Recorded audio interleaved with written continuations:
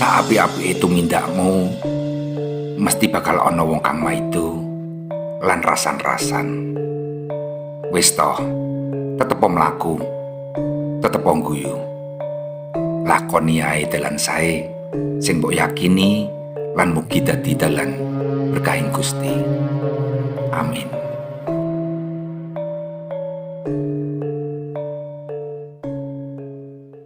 Eling-elingen yo ngger, sak susah-susahmu, sak repot-repotmu, ojo gampang jagake saka welasing menungso.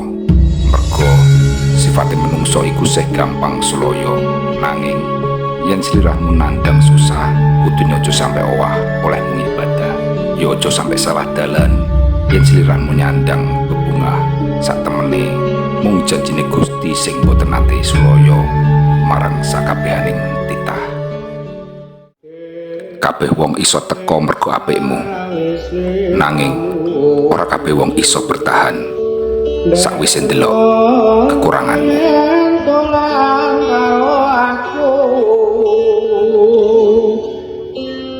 Pancen wis suwe ra tau ketemu, wis sak mestine lali aku. Saiki ngene wae, nek ibarate tulisanmu elek, ya golek wong sing iso maca tulisanmu.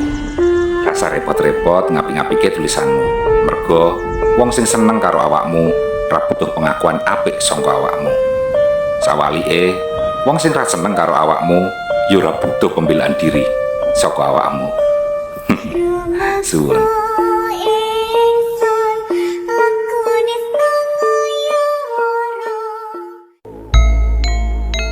Ngopo? Kesel? Wis ora kuat? Lame diseleki apa dilanjutno? Ameh leren dhisik apa ape ngoyo? Gawean ki pancen rezekeni. Tapi awakmu kuwi sing dadi pondasi. Yen awakmu nganti lara, sing ameh golek rezeki ya sapa? Wis to, tenang wae. Gusti wis nyepake.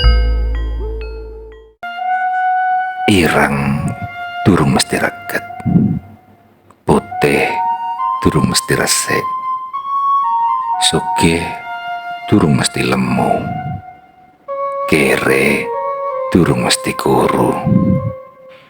Mula yen durung ngerti sak benere, aja gampang nuruti prasangkane awake dhewe. Eling-eling. Arep mbok gondeli kaya ngopo? Nek pancen perjuanganmu ora dihargai, ya bakalane mung gawe tatu ning ati. Mergo jaman saiki wong sing tulus lan gemati kuwi iso diitung nggo driji. Nek awakmu wis nemu sing gemati, tulung dijogo sing ati-ati. Sejatine ora ana menungso kang tinakdir Allah. Kabeh menungso iku sak temene becik. Mung nafsu sing angel dikalahke, ndadekake kadurjanan dadi nyata.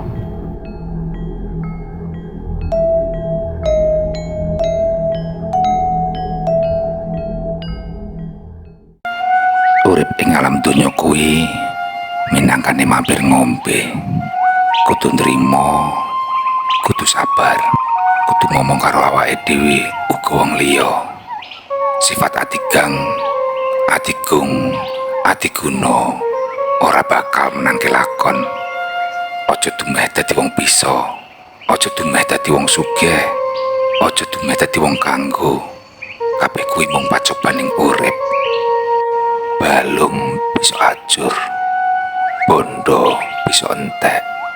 Wong bagus ora salawase, wong ayu ora saksuwene. Ora ana sing langgeng saliyane Gusti Allah Subhanahu wa taala. Sing jujur aja ngapusi, sing pinter aja keblinger. Nek kowe krasa lara dijiwit, ya mbok aja njiwit wong liya. Sing eling yo ngger,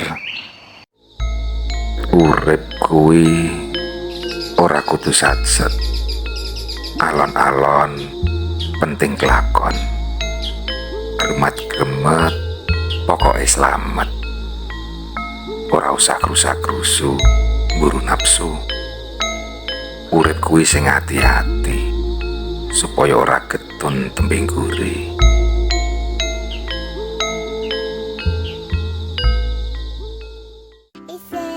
Ger, ora perlu wong sempurna kanggo ndampingi uripmu.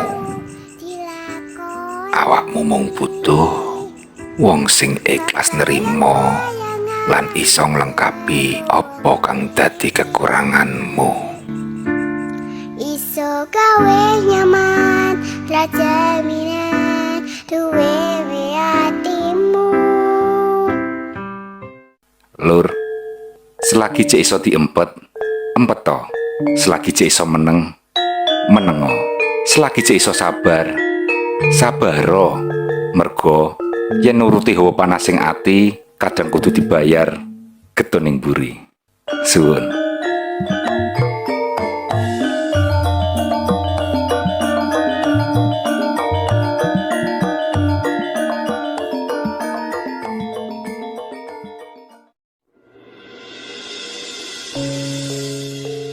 Ojo kesel olehmu dicacati, dipaidu ngono ngene, disepelekke. Tetep sabar lan dadi wong apik. Mergo dadi wong apik kuwi ora ana rugine. Urip ning donya iki mubeng, kabeh ana wektune. Slow wae Gusti mboten sare. Urip ora usah dipikir abot-abot. Santai wae, apa anane dilakoni, dinikmati lan disyukuri. Ora perlu sangar, ora perlu tenar. Sing penting rezekine gangsar.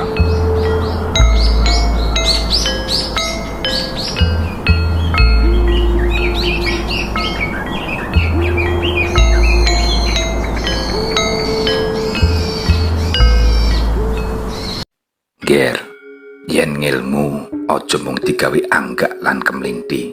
Yen kepinteran mung digawe njajaki ngilmu ning liyan, ora usah angel-angel sinau agama. Sepiro jerone gedung isih jero samudra. Sepiro dhuwure ngilmu yen mung digawe kemlinti, ya ora bakal guna. Urip ora kepiye bisa ngalahke liyan, nanging kepiye bisa ngalahke awake dhewe lan ngalahke nafsune dhewe. Le, rezeki iku ora iso ditiru. Senajan padha lakumu, senajan padha dodolanmu, senajan padha nyambut gawemu, hasil sing ditampa kuwi bakal beda-beda. Iso beda ning akehing bondo, iso uga ana ing rasa lan ayeming ati. Ya kuwi sing jenenge bahagia. Kabeh kuwi saka tresnaning Gusti le. Sapa temen bakal tinemu, sapa wani rekoso bakal gayuh mulya. Dudu akehe nanging berkahe kang ndadekake cukup lan nyukupi.